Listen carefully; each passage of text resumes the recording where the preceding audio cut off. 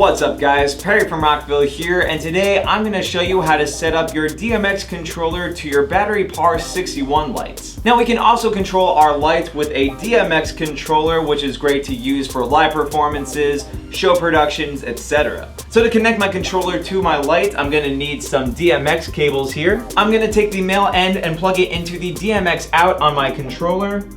Then I'm going to plug the other end into the DMX in port on my first light. Now to connect my first light to the second light, I'm going to need another DMX cable.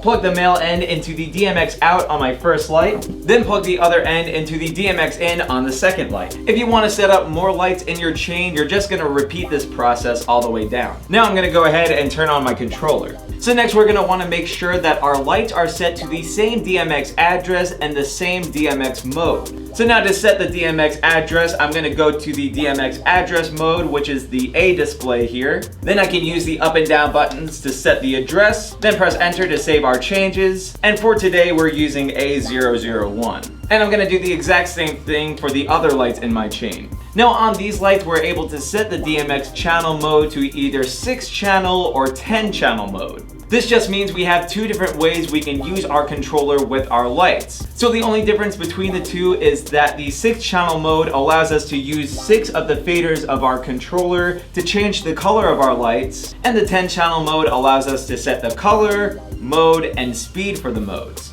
So whether you set this to 6-channel or 10-channel mode all depends on the control you want to have over your lights with your controller. For today, we're going to set the lights to the 10-channel mode so we have the most control over our lights with our controller. So to do that, I'm going to press the mode button until we get to the channel display here. I'm going to press enter so I can change this setting, and use the up or down buttons to switch between 6-channel or 10-channel mode. And like I said, we're going to be using 10-channel mode, so then I'm going to press enter once we get there. And again, I'll want to do the same exact thing for my next light. So now that the lights are all set, I'm going to go to my controller and activate scanner 1. And now we're able to use our controller with our lights. So let's go through all of the faders now. So we have fader 1, which acts as the master dimmer, or how bright we want to have our lights. So for today, let's set that all the way up.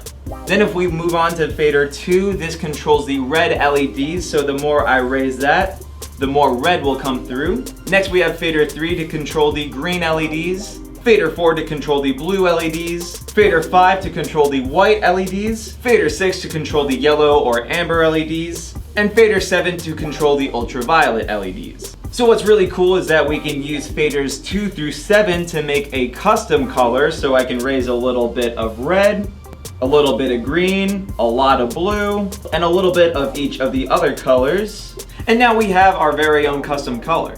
Now any custom color or single color works with our next fader here, which is the strobe mode. So if I start to raise this fader, you'll see the lights start to strobe, and the higher I have this fader, the faster the strobe. Now on my controller, I have to go to the second page here to control faders 9 and 10, so be aware of that in case your controller is the same way. Now fader 9 is really cool because it can activate the different modes available on the light depending on where we leave our fader or what the fader's value is set to. And to find out what value your fader is set to, you can just look at the display over here on your controller. So with the fader all the way down, the value is set to 0, and we can go all the way up on our fader for the max value of 255. So again, different range of values activate a certain mode for your light. So for example, I can raise my fader anywhere from 51 to 100, and this will activate the color change mode. So if you wanted to set your light to a specific mode, you can always refer to the DMX guide included with the light. So with any of these modes, we can use fader 10 to control the speed. So the lower I have fader 10, the slower the colors will cycle. And now if I raise it, the faster the colors will cycle.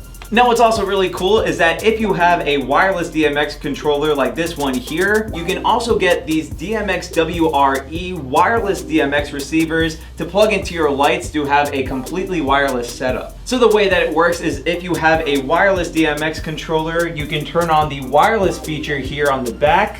And then after you do that, you'll see this LED pop up to display the wireless DMX signal. So we have different DMX signals that we can use which are color coded. So we can press this button here to switch between the different colors. For today, let's set it to blue. Now this is really important because we need this signal or color to match with our receivers in order to make the wireless connection. So to do that on my receivers, I'm first going to turn them on using the power buttons here. And if you can't access it with your finger, you can always use a small item like a screwdriver to press it. And now to switch the DMX signal on my receiver, I'm going to use my screwdriver here to press this button on the side and cycle between the different colors.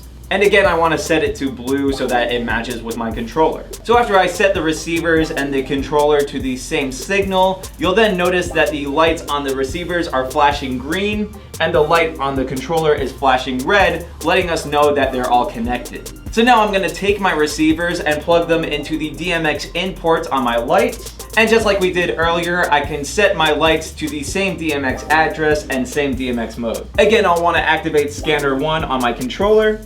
And as soon as I adjust the faders, you'll see that my lights are changing, letting us know that the wireless connection works. Now, if you wanted to add more lights to your setup, you can either get more receivers for each light, or you can just get one receiver for your first light and connect the rest of your lights with DMX cables using the DMX out and the DMX in ports. So hopefully this showed you guys how easy it is to set up a DMX controller to your battery power 61 lights. But of course, if you have any questions, comments, or concerns, feel free to reach out to our customer support team through phone or email.